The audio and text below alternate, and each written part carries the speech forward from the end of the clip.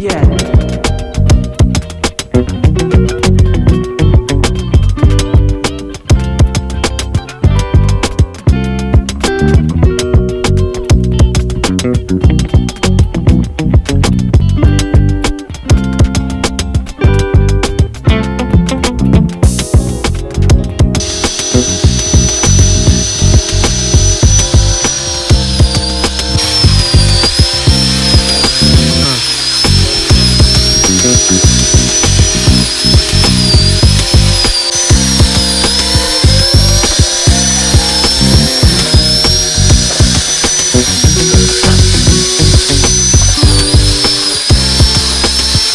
Pemirsa, sekarang saya bersama Bapak Helson Mandala Putra, pemilik IKM Bika Niata. Dan saya akan berbincang-bincang dengan Bapak Helson tentang apa saja produk-produk yang ada di IKM Bika Niata. Apa yang menginspirasi Pak Helson untuk memulai bisnis handicraft dan home decor ini? Ya, oke. Kalau inspirasinya sendiri itu saya mulai ini karena pertama saya ini sejak pertama saya mau punya usaha sendiri. Saya ingin jadi pengusaha dan tidak langsung kepikiran buat home decor ini, tapi lama-kelamaan saya sama teman-teman melihat bahwa saya ada ketertarikan di bidang merakit barang, produk begitu, dan saya pernah langsung memutuskan kita buka usaha. Saya ingin jadi bos suatu hari nanti, makanya kita mulai usaha Bika Niata. Sejak kapan Anda memulai IKM ini? Nah, oke. Kalau untuk Bika Niata sendiri, sebenarnya resminya nama Bika Niata itu sejak tahun 2021 kemarin. Tapi kami sudah mulai itu dari 2017 perencanaan sampai kita observasi dulu, survei produk apa yang bisa kita buat yang jarang dikendari. Kita mulai dari produk yang kecil-kecil, kita akhirnya 2018 awal kita mulai berdiri namanya Bika Nia dulu. Kita mulai dari situ, dari produk yang kecil yang wood print, kita transfer foto ke triplex dulu.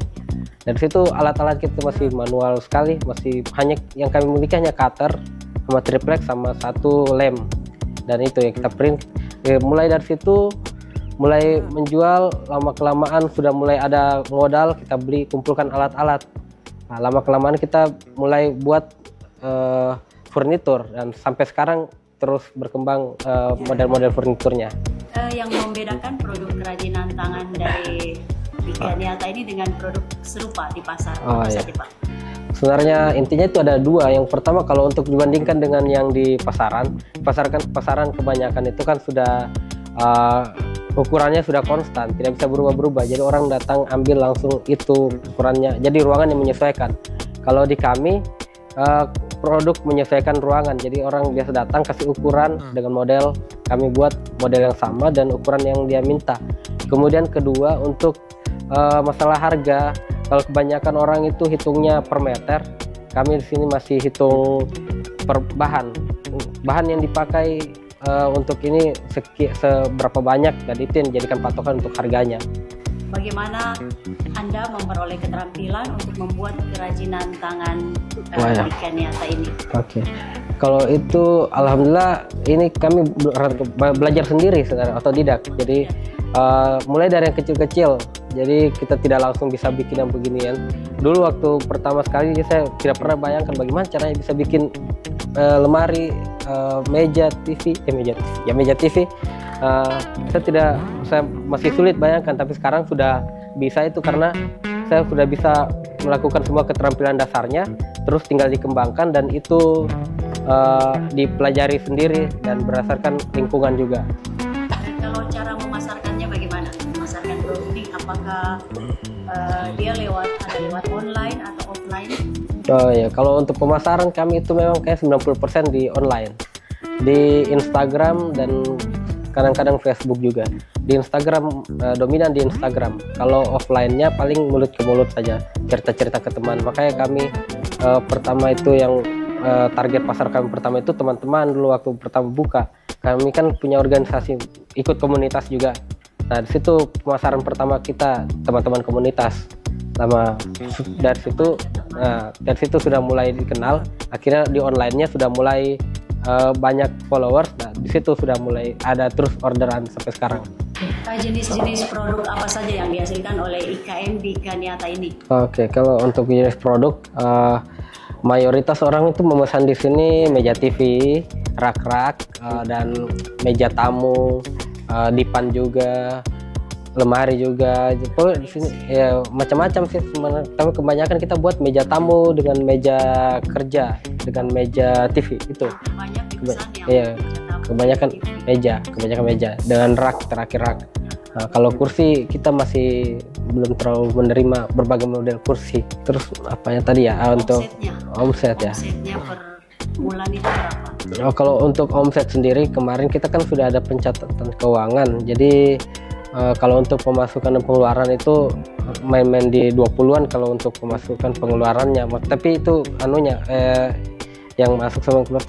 Terus kalau bersihnya, untuk bersihnya itu paling rendah itu 5, terus tertinggi kemarin 5-17 juta gitu.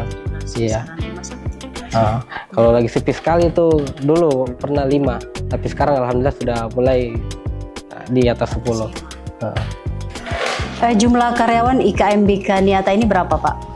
Kita itu ganti-ganti sebenarnya, ada yang masuk keluar, tapi sekarang untuk yang sekarang ini semua, kalau untuk di Bikaniata sendiri 5 orang dengan saya, 1 admin di rumah. Adminnya di rumah saja, di sini yang kerja 5 orang dengan saya. Terus biasa ada sepupu yang bantu juga di sebelah, kan kita ada partner juga di sebelah tuh. Jadi kita biasa kalau kekurangan tenaga panggil sebelah juga bantu ke sini. Jadi sekitar kalau bantu kerja 5 orang. Seperti itu kalau untuk jumlah tenaga kerja. Ya, selanjutnya untuk memasarkan produk-produk dari IKM Bikaniata ini, mungkin masyarakat bisa lihat di mana, Pak? Oh iya, kalau untuk berbelanja atau mau belanja produk Bikaniata, khususnya kita tuh sebenarnya di Instagram. Di Instagramnya itu Bikaniata saja, Bikaniata. Alhamdulillah followersnya sekarang sudah 4.000 sekian gitu. Terus kalau mau offline juga bisa langsung datang di workshop. Biasa itu kalau yang ke workshop yang konsultasi dulu soal ukuran modelnya beda sedikit. Nah itu bisa datang ke sini, sentra IKM atau kolam retensi di workshop nomor 5 Bikaniata gitu. Bagaimana dukungan pemerintah Kota Kendari terhadap IKM Bikaniata ini? Oke, alhamdulillah respon dari Pemkot sendiri tuh positif sekali terhadap pelaku IKM di sentra IKM ini, karena mereka punya 2 agenda kalau di sini. Yang pertama, biasa mereka adakan pelatihan khusus untuk pengelola sentra IKM, dan yang kedua itu kami juga dibantu beberapa alat yang disediakan oleh Pemkot, dan kami boleh meminjam ke sana. Dan sekarang juga kami sebagian alat ini ada juga yang dari bantuan dari Pemkot sendiri. Iya. Apa peran kolaborasi dalam bisnis ini? Ya. Terus apakah pernah berkolaborasi dengan pengrajin lain? Oke. Kalau untuk kolaborasi dengan IKM lain, kalau merek terkenal kayaknya belum pernah. Baru produk IKM lokal sekitar sini saja nih, sentra IKM. Kami mungkin kayak semacam, mungkin kalau ada produk-produk yang berbahan dasar dari besi juga, saya kan agak kesulitan kalau terlalu banyak mau dikerja, lagi banyak kerjaan. Jadi biasa produk besi saya oper ke teman untuk ongkos las, kemudian selesai las kembali ke sini lagi finishing, dan seperti itu. Jadi kita kolaborasi sangat membantu, walaupun artinya kerjaan selesai lebih cepat gitu. Dan kalau cara pengelolaan produk, apakah manual atau dibantu dengan mesin-mesin? Kalau untuk semuanya kita kerja pakai mesin, tapi bagaimana ya? Ada mesin tapi tetap manusia yang kerja semua. Artinya kita kebanyakan, kalau dulu kan gergaji pakai gitu, sekarang gergajinya tinggal pencet tombol saja baru kasih jalan. Teknologi. Jadi itulah kenapa saya bilang tadi belajar sendiri tidak terlalu sulit, karena semua sudah serba mesin, tidak seperti dulu yang kalau mengketam harus setel mata ketam harus begitu kan. Sekarang kan tinggal pencet tombol semua bisa jalan gitu. Produk dari Bikaniata ini sudah ada sertifikasinya? Kalau sertifikasi produk kayaknya kalau untuk di Kendari kayaknya belum ada lembaga yang ini memberikan sertifikasi. Tapi kalau untuk legalitas usaha kita sudah daftar juga di OSS itu untuk nomor induk berusaha kayak itu. Ya NIB sudah ada semua. Soalnya kalau di sentra IKM ini memang ditekankan ada itunya, karena setiap biasa juga pihak sentra IKM mengadakan pelatihan dan itu dibutuhkan NIB. Selanjutnya kalau cara menyesuaikan produk dengan tren mode yang ada atau permintaan pelanggan, siapa tahu pelanggan mau yang seperti ini. Itu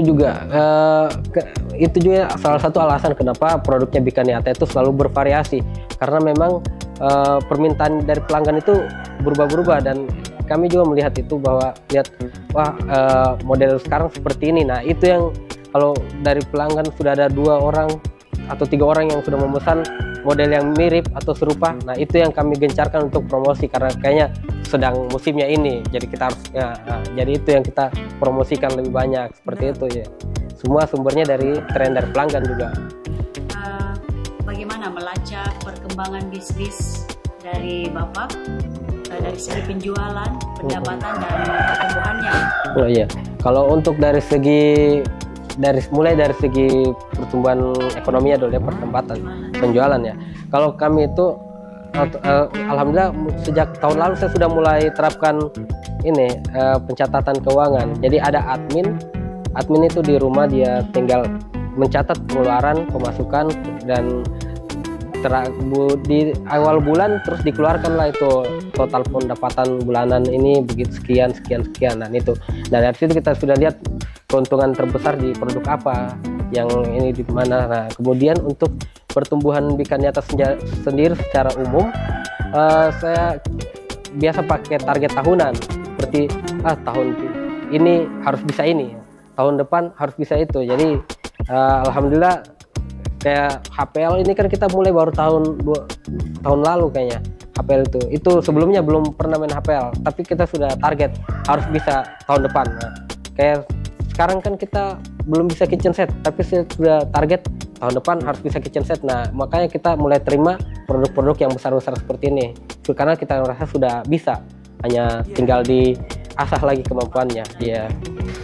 Apakah Anda memiliki rencana ekspansi bisnis atau ide untuk mengembangkan lini produk Anda ini? Iya, alhamdulillah. Kalau rencana sejak semulai Bikaniata sudah selalu ada rencana. Saya sudah menyusun rencana yang jangka 5 tahun, 2-3 tahun, 1 tahun, dan untuk rencana itu semua ada tujuan atau goals kecilnya dulu untuk tahun-tahun sebelum jauh ke sana. Nah, untuk tahun-tahun yang pertama itu kita mulai dari peningkatan Bikaniata. Nah, untuk setelah bisa meningkat, kita sudah punya rencana seperti mungkin nanti kita akan buka ini kayak toko sendiri khusus untuk produk-produk Bikaniata. Terus kemudian kita membuka lagi reseller untuk di daerah-daerah. Seperti itu kalau untuk rencana ekspansi kami. Gitu. Ya, alhamdulillah, tinggal dijalankan dengan baik, tinggal dijalankan saja.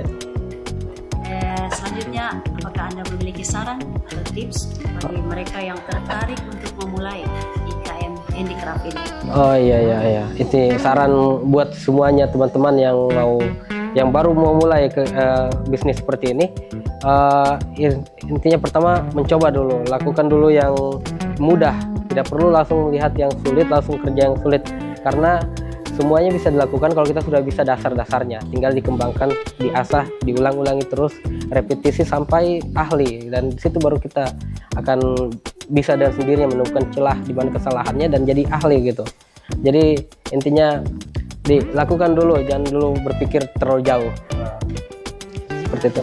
Semangat. Iya, kalau memulai itu intinya kalau kita mau memulai memang tidak bisa langsung yang sulit. Ya, kita belajar jangan berpikir yang muluk-muluk dulu. Iya. Jalani dulu yang ada. Betul. Ya. Seperti itu. Selanjutnya, apa harapan Bapak terhadap pemerintah Kota Kendari, terhadap masyarakat dengan adanya IKM Bikaniata ini? Oke, kalau untuk harapan terhadap pemerintah kota sendiri, ya, alhamdulillah sudah beberapa harapan kita yang kemarin itu seperti memperbaiki jalan di sekitar sentra IKM dan listrik sudah mulai terpenuhi. Jadi mungkin selebihnya tinggal semoga kita terus diperhatikan. Dan sedangkan pada harapan kami untuk masyarakat semua di Kota Kendari, untuk produk-produk atau untuk produk yang untuk isian rumah mereka itu, sebelum mereka membeli untuk produk di luar, langkah baiknya mengecek dulu di Kota Kendari, karena di Kota Kendari ini sudah banyak mebeler-mebeler yang lumayan hebat dan mebeler-mebeler yang bisa memenuhi ekspektasi para masyarakat semua untuk mengisi rumahnya yang baru gitu. Oke.